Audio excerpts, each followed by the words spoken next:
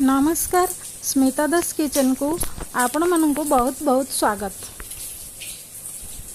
आपण माने तो देखि जानी परिबेनी मु कौन बनैबा को जाउची।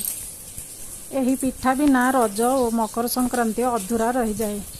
आज आमे चाउल पोड़ पिठा बनैबा।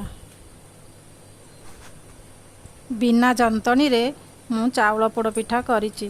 देखंतु केते सुंदर, अति नरम, अति सुआदिया पोड़ पिठा। थरे करिबा पई ट्राई करंतु, झटापट होई जिवो। भल लागिले कमेंट करंतु। मो चैनल रे नुआ थिले सब्सक्राइब करंतु। ताहले चलंतु डेरी न करी ओडिया पारंपरिक चाउल पोड़ पिठा तैयारी करिबा। सेथि पई हमर आवश्यक उपकरण एई गोटिए डब्बा रे आमे गोटिए डब्बा चाउल नबा। सेथिरे समान परिमाणर कोरा नड़िया नेबा। आपण माने चाहिले बासमती चाउल नहीं पारिबे, बहुत टेस्टी और बास्ना हेबो। चाउल को 4 रु 5 घंटा भिजाई नेबा। नड़िया और चाउल को एकाठी बाटी नहीं 3 रु 4 घंटा पाई ताकू रखि नेबा। बाटिला बेले गोटे कप पानी देई मु बाटीची। आपण माने चाहिले गोटे कप क्षीर देई बाटी पारिबे। देखंतु पिठौटी एई भली हेबा दरकार। ताकू 3 घंटा पाई छाड़ी देबा फुलिबा पाई। मोर 3 घंटा होई गलानी। सेथिरे मु गोटे चमच घियो, स्वाद अनुसार लूण, मिठा आमर जेतिकी खाइबा सेही अनुसार मु मिठा पकईची।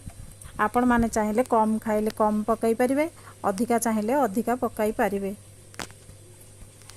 200 ग्राम चाउल रे 150 ग्राम गुड़ मु पकाई नैछि। चाउल और नड़िया को मु क्षीर रे न बाटी पानी रे बाटी थिली। सेथि पई मु एथिरे 2 रु 3 चमच मिल्क मेड पकाई देछि। एगुडी को भल भाबे फेंटी नेबा। तापरे आमे चुली रे गोटे पतिला बसाई स्टैंड को रखि नेबा। गोटे स्टील कंसा बसाई सेथिरे गुआ घियो मु चारिपटे भल भाबे मारी नैछि। चुली को हाई फ्लेम रे जालिबा।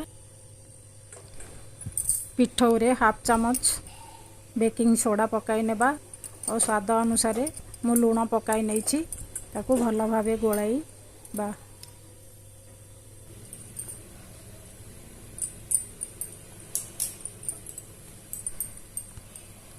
देखंतु पिठौ केमती होईची। एई भली पतला होइथबा दरकार। एई भली पतला रहिले पिठाटी स्पंज भरी नरम हेबो। मोटा पिठौ हेले पिठा टाण होई पारे। गैस रे घियो लगई बसई थिबा जागाटी भल भाबे ताती गलानी।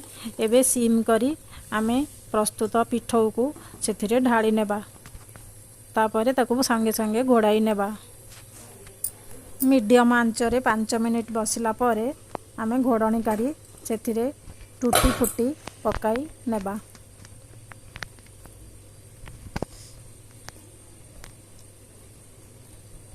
जेहेतु मो पिलांको पाई पिठा करूची सेति पाई टूटी फुटी पकाईची। आपण माने चाहिले नड़िया काटी पकाई परिवे, ड्राई फ्रूट्स पकाई परिवे। परे फ्लेम को पूरा सिम करी 40 मिनिट माई छाड़ी नेबा। टूटी फुटी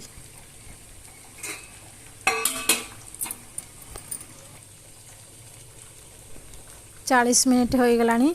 एबे घोड़णी काढ़ी देखिबा पिठा होईची कि नाही। मु गोटे छुरी को आनी से भर्ती करी देखिबी। छुरी देखंतु पिठा हो गलानी।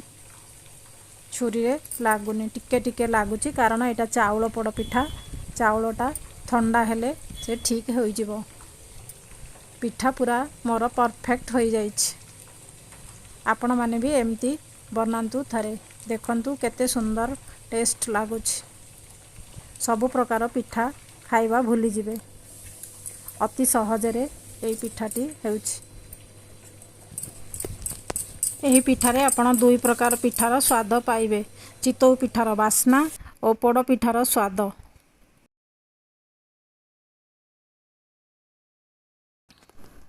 पिठाटी ठंडा हला परे कंसार चारिपटू छुरी रे छड़ाई नहीं ताकू ओल्टाई नेबा। पोड़पिठार तलपट एमती पोड़ा दरकार नचेत भल लगे ना। मोर आउ अल्प पिठौ बड़ी मु आउ गोटे छोट पोड़पिठा बसाई नहीं नड़िया और ड्राई फ्रूट्स पकाई बसाई ये छोट हो 15 मिनिट रे पिठाटी हो गला। वाओ देखंतु केते सुंदर होइछि।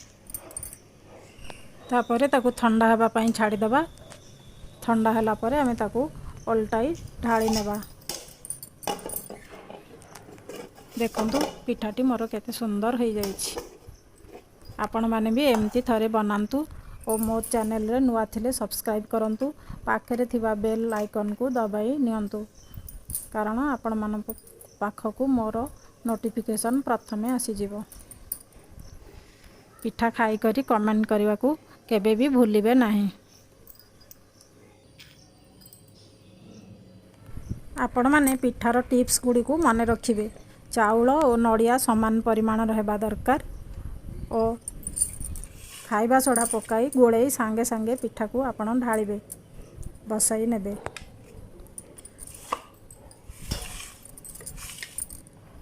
आपण माने चाहिले गुड़ को गरम करिकी सेथिरे पकाई पारिबे। बाटिबा समय रे पानी बदल रे क्षीर पकाई बाटी पारिबे। पिठार स्वाद आहुरी बढ़ी जिवो। रहिली नमस्कार। जय जगन्नाथ।